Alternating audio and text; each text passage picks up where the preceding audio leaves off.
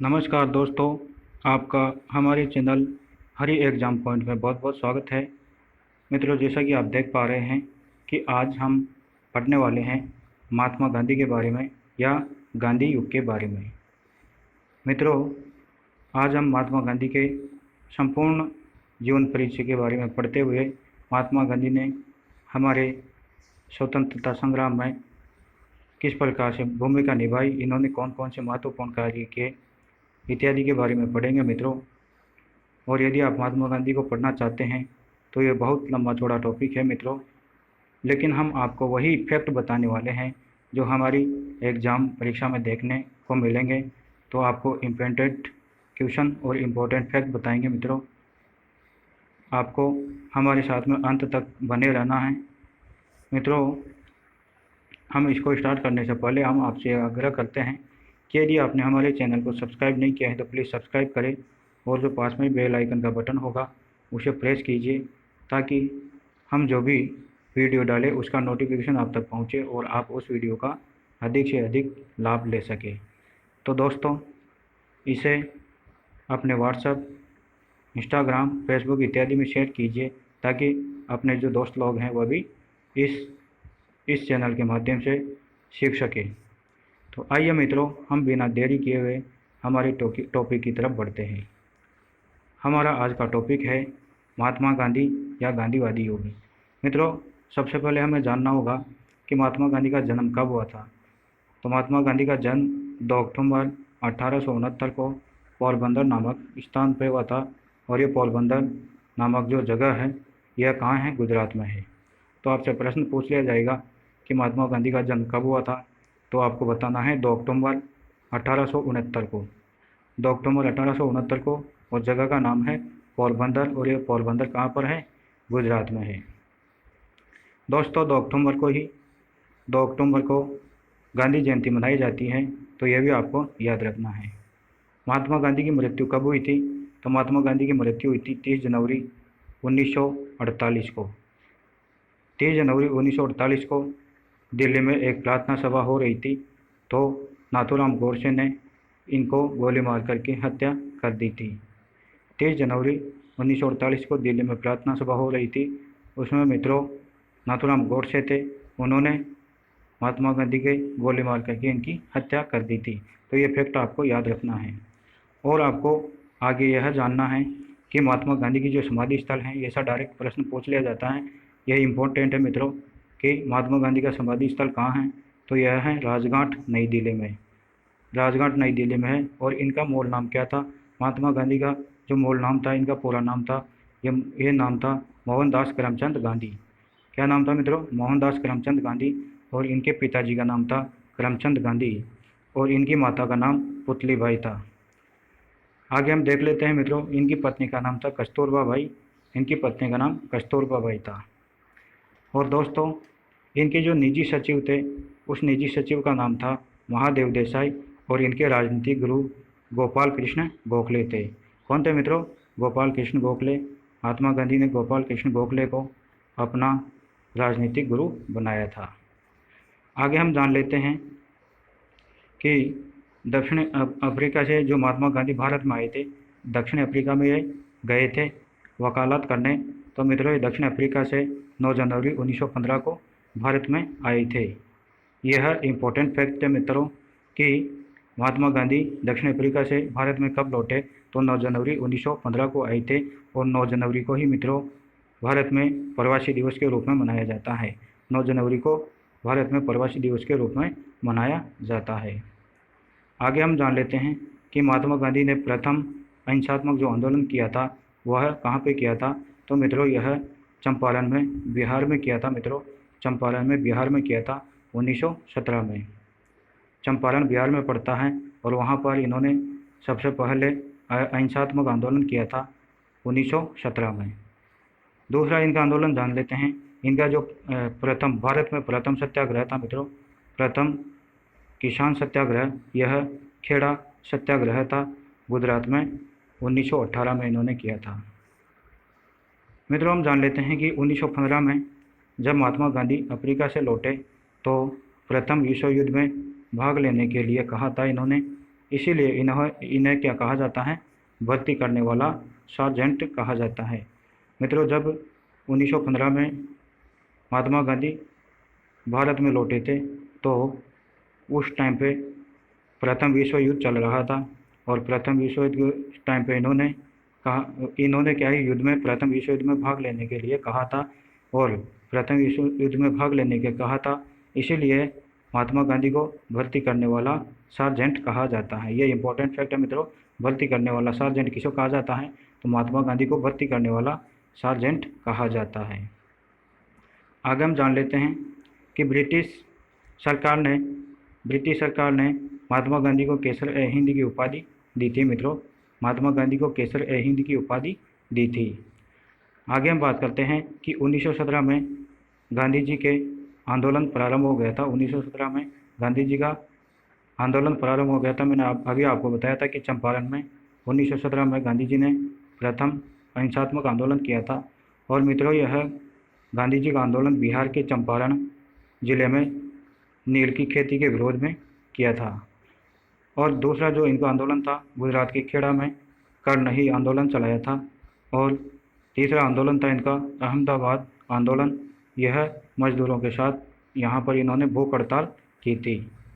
आगे हम जान लेते हैं कि 1919 में मित्रों 19 मार्च 1919 में ब्रिटिश सरकार ने रॉलेट एक्ट लागू किया था। मित्रों, रॉलेट एक्ट लागू किया था। रॉलेट एक्ट के तहत जो अंग्रेज सरकार थी वह किसी भी भारतीय को जेल में डाल देती थी, अर्थात यह काला कानून था। तो मित्रों, जब 1919 में रॉलेट एक्ट लागू हुआ तो अलीपुर में क्या है, बम कांड में शेफुद्दीन किचलू गिरफ्तार किए गए थे। मित्रों, अलीपुर जो बम कांड हुआ था उसके संदर्भ में 1919 में जो शेफुद्दीन किचलू थे ये पंजाब के किसान थे। मित्रों, पंजाब के किसान नेता थे। इनको 1919 में गिरफ्तार कर लिया था। और 13 अप्रैल 1919 को मित्रों जलियांवाला बाग हत्याकांड हुआ। और यह जलियांवाला बाग हत्याकांड 13 अप्रैल 1919 में शेफुद्दीन किचलू को छुड़ाने के लिए जो जनसाधारण लोग थे वह जलियांवाला नामक स्थान पर पहुंच गए, और वहां पर अंग्रेज़ों ने गोलियां बरसा दी। तो मित्रों, आपको यह याद रखना है कि जलियांवाला बाग हत्याकांड कब हुआ था, तो ये जलियांवाला बाग हत्याकांड 13 अप्रैल 1919 को हुआ था। और इसमें मित्रों लगभग 400 लोग मारे गए थे। जब यह जलियांवाला बाग हत्याकांड हुआ तो रविंद्रनाथ टैगोर थे जिन्होंने हमारा राष्ट्रगान लिखा है। तो रविंद्रनाथ टैगोर ने सर की उपाधि लौटा दी थी। मित्रों, सर की जो अंग्रेजों द्वारा सर की उपाधि दी गई थी टैगोर जी को, वह सर की उपाधि लौटा दी थी। आगे हम बात करते हैं इस समय वायसराय कौन थे। तो इस समय के जो वायसराय थे 1919 में जब रॉलेट एक्ट लागू हुआ था तो लॉर्ड चैम्सफोर्ड थे। लॉर्ड चैम्सफोर्ड यहाँ के वायसराय थे। आगे हम जानते हैं 19 अक्टूबर 1919 को इस घटना की जांच के लिए हंटर कमीशन बिठाया गया। मित्रों, कौन सा हंटर कमीशन बिठाया गया, तो आपको याद रखना है कि जो जलियांवाला बाग हत्याकांड हुआ था उसकी जांच के लिए अंग्रेज़ों ने कौन सा कमीशन बिठाया था, तो मित्रों उसका नाम था हंटर कमीशन। 19 अक्टूबर 1919 को इस घटना की जांच के लिए हंटर कमीशन बिठाया था। आगे हम जान लेते हैं मित्रों कि 1 अगस्त 1920 को असहयोग आंदोलन स्टार्ट हो गया था। महात्मा गांधी ने 1 अगस्त 1920 को असहयोग आंदोलन चलाया। मित्रों, यह स्थगित कब हुआ, जब 5 फरवरी 1922 को चौरी चौरा नामक स्थान पर एक हत्याकांड हुआ। तो वहाँ पर गोरखपुर में जो जनसाधारण थे उन लोगों ने लगभग 22 पुलिस कर्मचारियों को जिंदा जला दिया था। तो इस अहिंसा को देखते हुए महात्मा गांधी ने इस आंदोलन को स्थगित कर दिया और यह आंदोलन समाप्त हो गया। तो यह आपको याद रखना है कि असहयोग आंदोलन 1 अगस्त 1920 को तो स्टार्ट हुआ था और 5 फरवरी 1922 को चौरी चौरा नामक हत्याकांड होने के कारण महात्मा गांधी ने इसे स्थगित कर दिया। आगे हम जान लेते हैं 1923 में। मित्रों, 1923 में स्वराज्य पार्टी की स्थापना मोतीलाल नेहरू और चित्तरन दास ने की थी। तो 1923 में स्वराज्य पार्टी की स्थापना किसने की थी? मोतीलाल नेहरू ने और चित्तरन दास ने की थी। आगे हम बात करते हैं जो 1924 है, 1924 के अंतर्गत कांग्रेस अधिवेशन हुआ था कर्नाटक के बेलग्राम नामक स्थान पर। इसमें अध्यक्षता, कांग्रेस की जो अध्यक्षता की थी, इसकी अध्यक्षता की थी महात्मा गांधी ने। तो मित्रों ये भी आपको याद रखना है कि महात्मा गांधी ने कौन से अधिवेशन में कांग्रेस की अध्यक्षता की थी। तो मित्रों ये जो बेलग्राम का अधिवेशन हुआ था, ये हुआ था 1924 में। कब हुआ था? 1924 में। तो इसकी अध्यक्षता महात्मा गांधी ने की थी। तो एकमात्र कांग्रेस के अधिवेशन में केवल महात्मा गांधी ने इसी अधिवेशन में मित्रों अध्यक्षता की थी। ये आपको याद रखना है बेलग्राम में। आगे हम बात करते हैं 1926 में मित्रों अखिल भारतीय महिला संघ की स्थापना हुई थी। अखिल भारतीय महिला संघ की स्थापना कब हुई? अखिल भारतीय महिला संघ की स्थापना 1926 में हुई थी और 1927 में भारत का संविधान बनाने के लिए साइमन कमीशन नियुक्त हुआ था मित्रों। 1927 को भारत का संविधान बनाने के लिए साइमन कमीशन नियुक्त हुआ था और साइमन कमीशन का आगमन मित्रों 3 फरवरी 1928 को हुआ था। 3 फरवरी 1928 को हुआ था। और साइमन कमीशन का विरोध मित्रों जो पंजाब के नेता थे मित्रों लाला लाजपत राय ने साइमन कमीशन का विरोध किया था और इन्होंने कहा था साइमन कमीशन वापस जाओ को नारा दिया था। और मित्रों जो यहाँ पर पुलिस कर्मचारी था सांडर्स, उसने क्या है लाला लाजपत राय पर मित्रों क्या है लाठियाँ बरसाई थी और इससे इनकी मृत्यु हो गई थी। तो लाठीचार्ज किसने करवाया था? सांडर्स ने करवाया था और लाठीचार्ज होने के कारण से लाला लाजपत राय की मृत्यु हो गई थी और साइमन कमीशन जाओ का इन्होंने नारा दिया था। मित्रों जब इन पर लाठियाँ बरसाई गई तो लाला लाजपत राय ने कहा था कि मेरे शरीर पर अंग्रेजों द्वारा जो एक एक लाठी का प्रहार है, ये इनके लिए कील की तरह साबित होगा, यह इन्होंने कहा था। और मित्रों उसके बाद में हमारा देश 1947 में आज़ाद हो गया था मित्रों।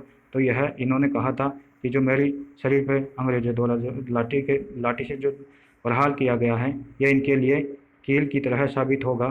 तो यह लाला लाजपत राय ने कहा था। तो यह आपको याद रखना है। 1927 में मित्रों बटलर कमेटी बनी। 1927 में बटलर कमेटी बनी थी मित्रों और यह इन्होंने सरकार व राज्यों में थोड़ा सुधार किया था। आगे हम बात करते हैं नेहरू रिपोर्ट। तो नेहरू रिपोर्ट के बारे में हम जान लेते हैं। 1928 में मित्रों नेहरू रिपोर्ट प्रस्तुत की गई थी। अध्यक्ष थे इसके अंसारी प्लस मोतीलाल नेहरू थे मित्रों। नेहरू रिपोर्ट के जो अध्यक्ष थे अंसारी और मोतीलाल नेहरू थे। आगे हम जान लेते हैं कि 1929 में कांग्रेस का अधिवेशन हुआ था लाहौर में कांग्रेस का अधिवेशन हुआ था और इस अधिवेशन की अध्यक्षता किसने की थी? जवाहरलाल नेहरू ने। और यहाँ पर पूर्ण स्वराज्य का संकल्प लिया गया था। 1929 में कांग्रेस का अधिवेशन हुआ था लाहौर में, इसकी अध्यक्षता जवाहरलाल नेहरू ने की थी और इसमें पूर्ण स्वराज्य का संकल्प रखा गया था। आगे हम बात करते हैं गोलमेज सम्मेलन के बारे में। गोलमेज सम्मेलन के बारे में जो चर्चा हुई थी वह सविनय अवज्ञा आंदोलन प्रारंभ किया था। इसी के उपलक्ष्य में गोलमेज सम्मेलन आयोजित किए गए थे। तो गोलमेज सम्मेलन कब आयोजित किए गए थे?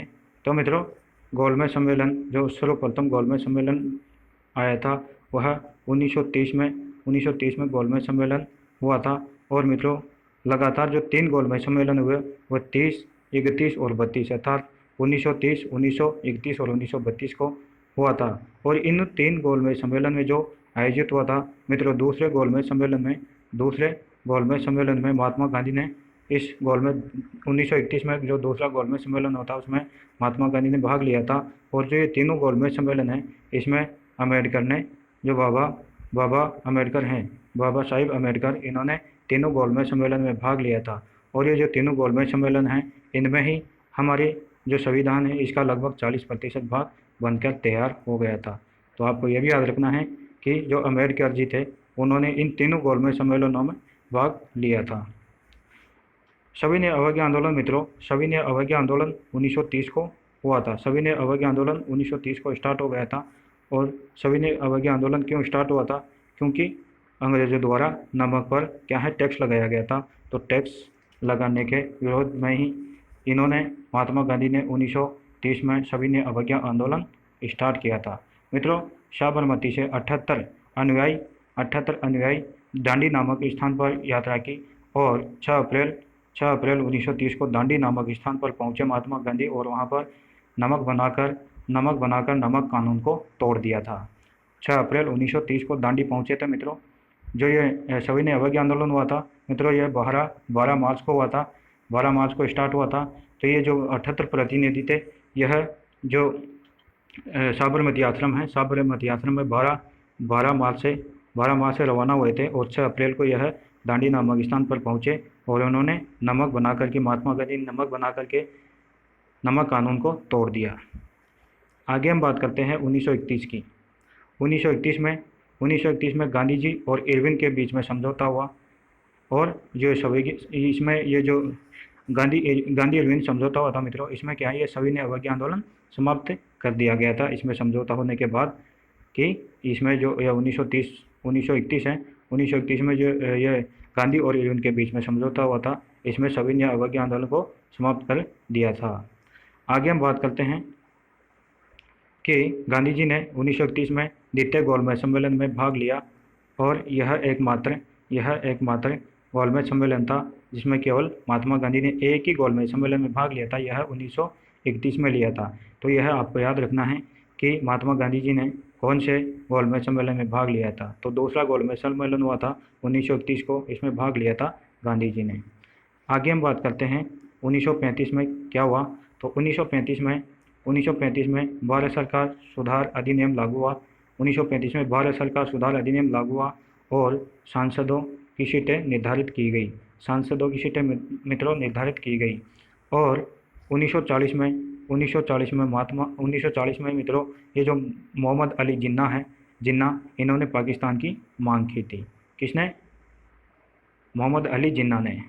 मित्रों, मोहम्मद अली जिन्ना ने जो 14 सूत्री मांग थी, इसमें महात्मा गांधी जी से और जो यहाँ पे ये जो भारत सुधार अधिनियम लगाया गया था, इसके तहत इन्होंने 1940 में मोहम्मद अली जिन्ना ने पाकिस्तान की मांग की थी। आगे हम बात करते हैं 1942 में। 1942 में क्या हुआ था? तो 1942 में क्रिप्स मिशन क्या है, भारत आया और संविधान का 60% हिस्सा यहाँ पर बन गया था। 40% तो वहाँ पे बन गया था, फिर कुछ यहाँ पे बना, तो टोटल 60% हिस्सा क्रिप्स मिशन के तहत भारत का संविधान बना था। आगे हम बात करते हैं, इस समय ये जो वायसराय थे वह थे लिन लिथगो। मित्रों, जो द्वितीय विश्व युद्ध हुआ था उस टाइम पर भी लिन लिथगो ही हमारे भारत के क्या है, वायसराय थे। तो यह आपको याद रखना है कि 1942 में जो क्रिप्स मिशन आया था उसमें संविधान का 60% हिस्सा बन गया था और जो क्रिप्स मिशन आया था उस समय जो वायसराय थे वह थे लिन लिथगो। भारत छोड़ो आंदोलन मित्रों 8 अगस्त 1942 को स्टार्ट हुआ था और यह पहले मुंबई में और फिर कलकत्ता में इसका क्या है, शुरुआत की गई थी। सर्वप्रथम तो मुंबई में, फिर बाद में कलकत्ता में इसकी शुरुआत की गई थी। और मित्रों, जैसे ही यह आंदोलन शुरू किया गया, भारत छोड़ो आंदोलन, तो जो भारत के प्रमुख क्रांतिकारी नेता थे उनको गिरफ्तार कर लिया गया। 1946 में कैबिनेट मिशन भारत आया। 1946 में कैबिनेट मिशन भारत आया और मित्रों संविधान बनकर इसमें क्या है, कंप्लीट हो गया था। 1946 में कैबिनेट मिशन के तहत हमारी भारत का संविधान बनकर के कंप्लीट हो गया था 1946 में। और सबसे अंत में क्या हुआ मित्रों कि 1947 में यहाँ के जो हमारे भारत में लॉर्ड माउंटबेटन क्या है, वायसराय बने थे, अंतिम वायसराय थे ये। तो 1947 में लॉर्ड माउंटबेटन वायसराय बने और इन्होंने एक ये दिया आदेश, इसमें कहा कि भारत और पाकिस्तान नामक 2 देश होंगे और इन दोनों के बीच में क्या है, एक कागज़ पर इस प्रकार की रेखा खींच दी और उसको ही रेड क्लिफ रेखा कहा जाता है मित्रों। तो भारत और पाकिस्तान के बीच की सीमा को रेड क्लिफ कहा जाता है। रेड क्लिफ कहा जाता है मित्रों। यह माउंटबेटन योजना के तहत ही हुआ था। माउंटबेटन ने सर रेड क्लिफ को आदेश दिया था कि इन दोनों देशों के बीच की सीमा को निर्धारित किया जाए। तो मित्रों इधर तो पाकिस्तान बन गया और इधर पूर्वी पाकिस्तान बन गया था मित्रों। इधर पूर्वी पाकिस्तान अर्थात जो बांग्लादेश है उसको पूर्वी पाकिस्तान कहा जाता है। तो दोनों की सीमा को ही रेड क्लिफ कहा जाता है। एक तो पाकिस्तान और भारत के बीच की और एक बांग्लादेश और भारत के बीच की सीमा को क्या कहा जाता है? यह कहा जाता है रेड क्लिफ कहा जाता है। आगे हम बात करते हैं कि 15 अगस्त 1947 को हमारा देश स्वतंत्र हो गया। हमारा देश, आपको पता है कि हमारा देश 15 अगस्त 1947 को स्वतंत्र हो गया और स्वतंत्र होने के बाद में हम क्या है, स्वतंत्र तरीके से हमारे भारत में विचरण कर सकते थे, हमारी मांगों को रख सकते थे। तो इस प्रकार से महात्मा गांधी के इन प्रयासों के बावजूद हमारा देश आज़ाद हुआ। इतने प्रयास करने के बाद में हमारे देश को स्वतंत्रता मिली 15 अगस्त 1947 को। तो ये 15 अगस्त का जो दिन है यह इम्पोर्टेंट है मित्रों। 15 अगस्त को ही स्वतंत्रता दिवस मनाया जाता है भारत में। और मित्रों 26 जनवरी 1950 को हमारा संविधान लागू कर दिया गया। 26 जनवरी 1950 को हमारा संविधान लागू कर दिया गया। और हम बात करते हैं कि फिनिक्स फर्म जो संस्था थी यह महात्मा गांधी ने बनाई थी। फिनिक्स फर्म संस्था ये महात्मा गांधी ने बनाई थी। और ये कुछ संस्थाएं इनके जान लेते हैं हम। फिनिक्स फर्म संस्था महात्मा गांधी ने बनाई थी। और HSRA की स्थापना मित्रों यह आज़ाद हिंद ने की थी मित्रों, यह दिल्ली में की थी। और आगे हम बात करते हैं कि सैंडर्स की हत्या के जो मतलब जो वह मामला था, सैंडर्स की हत्या के जो मामला था उसमें ये भगत सिंह, राजगुरु और जो चंद्रशेखर है इन पर मुकदमा चलाया था मित्रों, मुकदमा चलाया था। और यह कब चलाया गया था? 23 अक्टूबर 1928 को चलाया गया था। सैंडर्स पर जो हत्या की थी, सैंडर्स की हत्या की थी, उसी के जो विरोध को लेते हुए अंग्रेज़ों ने भगत सिंह, राजगुरु और चंद्रशेखर आज़ाद पर 23 अक्टूबर 1928 को यह चलाया गया था। हम बात करते हैं 8 अप्रैल 1929 को। 8 अप्रैल 1929 में मित्रों जो केंद्रीय असेंबली थी उस पर भगत सिंह और बटुकेश्वर दत्त ने बम फेंका था। इसी के तहत फिर आगे चल कर के भगत सिंह, राजगुरु और सुखदेव को क्या है, फांसी की सज़ा हुई थी। तो यह आपको याद रखना है। तो मित्रों आज आपने जाना कि महात्मा गांधी ने किस प्रकार से संघर्ष किया, इन्होंने कौन कौन से महत्वपूर्ण कार्य किए, इनका जन्म कहाँ पे हुआ था, इन्होंने कौन कौन से आंदोलन चलाया। तो इन आंदोलनों के चलने के बाद हमारा देश 15 अगस्त 1947 को आज़ाद हुआ और 26 जनवरी 1950 को हमारा देश का संविधान लागू हुआ। तो इस प्रकार से आप यहाँ इन फैक्ट को यदि याद रखते हैं तो मित्रों आपको आगामी परीक्षा में कोई तकलीफ नहीं होगी और आप आसानी से महात्मा गांधी है उनके जीवन से जुड़ा कोई भी प्रश्न आता है तो उसको आप आसानी से सॉल्व कर लेंगे। तो अभी तक के लिए आप दीजिए इजाज़त। जय हिंद, जय भारत,